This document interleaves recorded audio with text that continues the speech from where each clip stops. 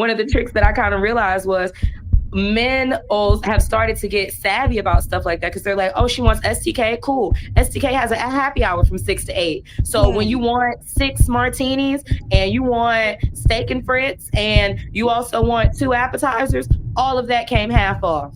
All of it. So you thought he gave you a $500 dinner. He gave 3 girls a $250 dinner, all on that same Tuesday. We're also all taking advice from the wrong people, in my opinion. The woman that wants to be married, you need to take more advice from married women versus, all your single friends. Single women keep women single. Single men keep it's a never ending role, and we can't have that. Who was talking?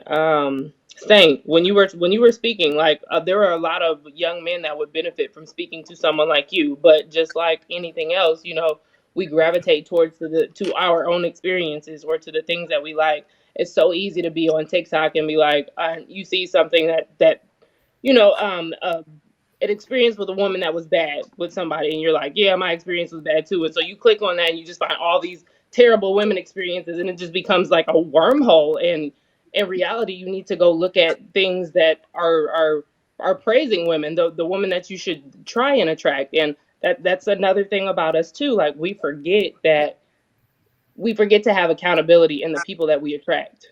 You know, Right. I we you, I didn't meet you by accident. There was something about me that attracted you over here, and there was something about me that let you in, that let you have that conversation. And so we have to look in the mirror at ourselves too. These men that are complaining about this certain type of woman, these women that are complaining about a certain type of man, you are attracting this certain type of man because there are good women out here, there are good men out here, and you have to adjust the things that you do, adjust the things that you're even attracted to. So yeah, I don't know. Well, I'd say this. Um, the word dating is whack. I can't stand that word. I can't, because dating means you just date, date, date, date, date. But when you're courting, when you're dating with intentions, see, when we take the money out of stuff, this is why I say everything boils down to money. Oh, we got to date, got to go to this restaurant, got to go to that restaurant. Honey, I've gone on some park dates. I've gone to Starbucks, walked through the mall. Those are the best ones that I steal food. The ones that took me to the Chops and Lobster Bar where you need reservation only. Them people, I don't eat food. I don't even talk to them no more. You take the money out of stuff and get to know the individual. That other courting stuff, when they take you to these nice dates, let them do that because they want to do it. They plan that for you. They're going to take the time to really plan something nice for you. But when you're forcing stuff, like you're basing a whole relationship on where he take you, the whole relationship on whether now you like him or not is where he take you, and where he take you, then you get mad because now he wants some. He went spend $500 on you. You think he wants you to spread him? He wants you to bust it wide open. Okay. You don't have to, but that's what they expected. I'm just saying. You'll take her these nice places. And the thing is, who wants to go on a date with somebody that get dressed up, get your hair done, and you don't even like this person? We just gonna save a whole lot of time. And when I got my ex-husband, our first day, of course, we was broke back in the day. It was Burger King. Okay, I had a waffle cut in half. That was the best time. The best days were the ones where you really get to know somebody intimate. And it has nothing to do with our divorce. That man was a damn good father to his children, because I had time to really vet this person, deeper than that. But when we got, people just, like I say, take money out of a lot of this conversation, a lot of this dating. You really want to get married, take money out of stuff. You're going to find a lot of things out about somebody just by talking to them, spending time with them, getting to know them, going places with them. You're going to learn a lot about an individual. But when you base everything on a Ruth Chris or a SKT place I ain't never been before, okay? I don't even eat meat, so we can go Olive Garden. I'm just saying, my meal $20 at the Mexican restaurant. That's why I take my kids. I'll eat a vegan bowl, baby. Okay, best dates. Hell, that's what. but those are the ones that I'm just saying. Those are the best people, y'all. I'm just saying. I don't think they I like each other wanna, no more. I I don't wanna feel like people. also I also just want to say, Lady O, that a lot of people may not realize that some of those dates are actually very performative because when I was in service industry, right? Mhm. I would see the dude take the girl there and they're sitting at the bar, he's doing this and this and that. And literally I have seen that same man 2 hours later come in with another girl because he knows it's just like the performance of like, oh, I know that she'll be into me if I come to this caliber of restaurant with her and she's gonna call me back. So this is my date spot.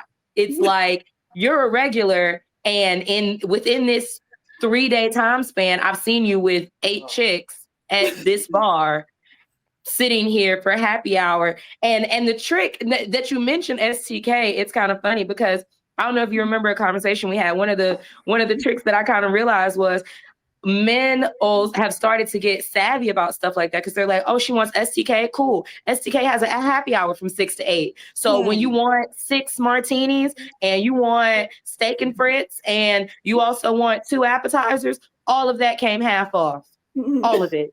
So you thought he gave you a $500 dinner. He gave 3 girls a $250 dinner, all on that same Tuesday. That's Yeah. mad Yeah, And work. I think it be that's real how a shady. lot It of women are does. I I believe think it. that's how a lot of women are deceiving themselves.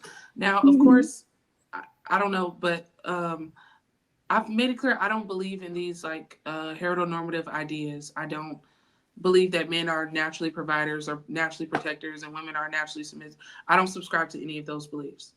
But I think women are like tricking themselves, and a lot of feminists are doing this too. Like, oh yeah, well, a man is supposed to take me on a date, and he's supposed to like basically peacock. And the truth is, it's like you end up deceiving yourself because you put this man in a position to where, okay, he's supposed to protect and provide. And the way that he's supposed to demonstrate that he's capable of doing so is by dates and gifts and all this other stuff. But what you're doing is you're tricking yourself.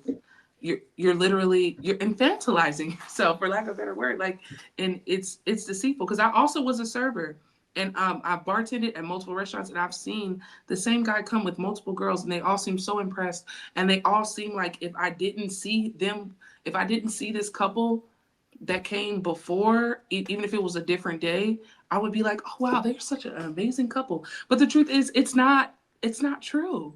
Um, it's I think it's making men all in all, it's hurting them because this same system that tells men that their value is in their ability to protect and provide is also telling men that you're the chaser, you're the predator and not the prey, you're the catcher and not the rye.